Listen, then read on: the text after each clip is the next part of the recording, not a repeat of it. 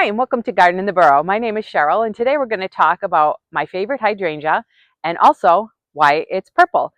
And that has to do with the soil pH and soil chemistry. And if you think you know the answer, I hope you hang around till the end because I'm going to talk about some fascinating facts that have to do with the soil chemistry of hydrangea that you might not know. So hang on, we'll be right back.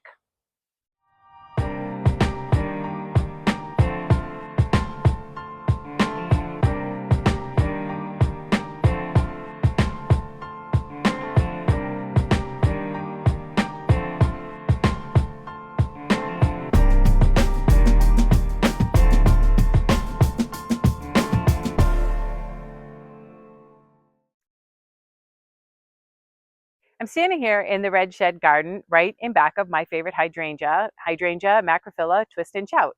And this is a Bailey Nurseries introduction, and Bailey Nurseries were the hybridizers who brought us the Endless Summer, and this is actually one of the Endless Summer line of hydrangeas.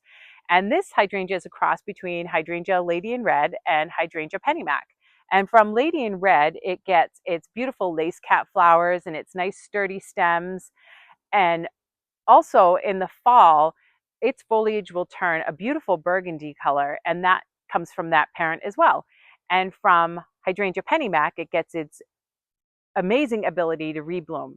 And by rebloom in a hydrangea, I mean a plant that's able to bloom on old wood, meaning canes that it grew last year, as well as new wood, meaning growth that it makes this year.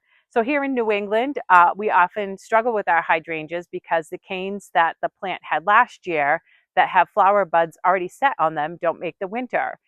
But this plant is very winter hardy, and those canes often do make the winter, so we get the flowers from the wood it made last year. And we also get flowers from this hydrangea very quickly on new growth that it makes in the current season. So canes that it's just starting to grow this year will also flower very early on, so we'll get growth from last year's canes and from this year's, and hence reblooming. So this is a fantastic hydrangea just for its ability to bloom here in New England. I have never had a season since I've been growing this plant that it has not bloomed reliably in this garden. It is just very easy to take care of as long as it has a little bit of moisture in the soil. It's hardy from zone 4 to 9, and it can get to be about 5 feet tall, but here it stays on the shorter side because our winters are so cold. So I would like to get in closer to the flowers and talk about them. And to do so, I gotta shut off the camera and move because I'm filming by myself today. So I'm gonna do that right now.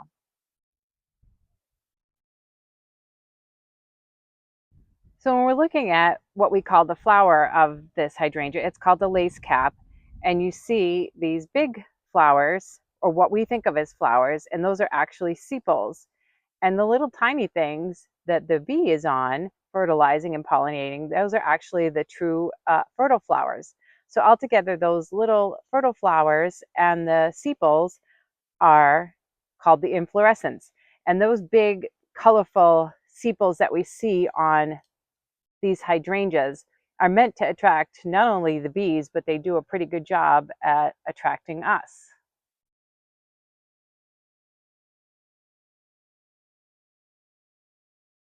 Okay, so now we're going to talk about soil chemistry.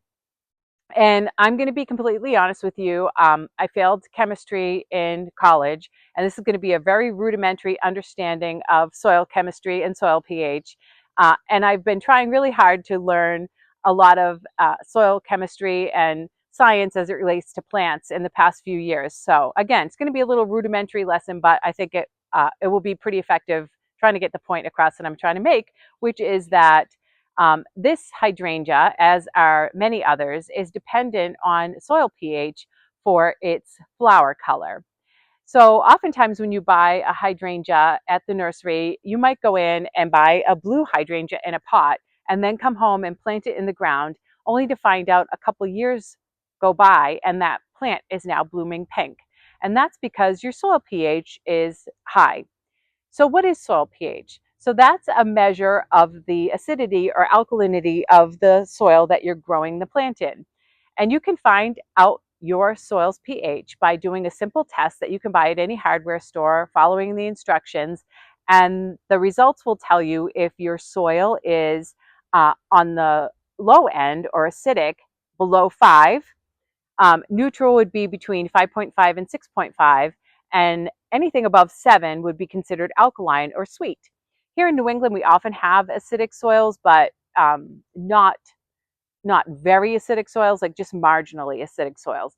But anyway, if your plant has changed, or if you think your plant, your soil might be alkaline, you're going to get blooms that aren't blue, but are tending more toward the pink end of the spectrum. So this plant has actually been in the ground for about 3 years, and it is blooming like a dark pink, light purple. So I'm kind of sure that this plant could go darker. So I'm going to keep acidifying the soil until I get a dark color, and I'm going to test it to make sure and see where we are. But hydrangeas can be a good indicator of your soil pH because of their color. When you buy a hydrangea, often it will say on the plant tag whether it is dependent on pH for bloom color. And these are hydrangeas that are Hydrangea macrophylla and Hydrangea serrata. So it doesn't apply to other hydrangea species, these two that will throw out different bloom colors based on soil pH. Actually, that's not true. There are other hydrangea species, but they're just lesser known and not really grown here in New England. I'm talking about two of the most common. So those two we'll just stick to talking about today. So those are the ones that are dependent on soil pH for the blooms to be blue. So if you want to change your soil pH and have it get more acid, there are some things that you can do. And there are a lot of home remedies out there, like adding vinegar or citrus rinds, or you can read on the internet everybody's sort of cheap home remedy.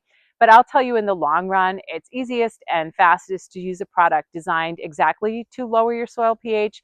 And things like garden sulfur and aluminum sulfate are readily available and not expensive at the nursery.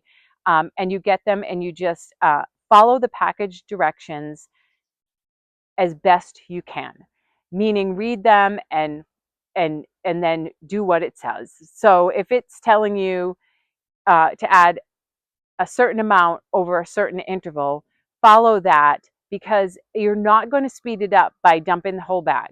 You actually could cause harm to the plant. So the general rule is it's going to take a few years for your soil pH to change, either one way or the other, no matter which direction you're going. And a little bit of product over a long time is going to be the most effective. And even after you've changed it, you might find it reverting back, and you'll notice the hydrangeas start to go pink again.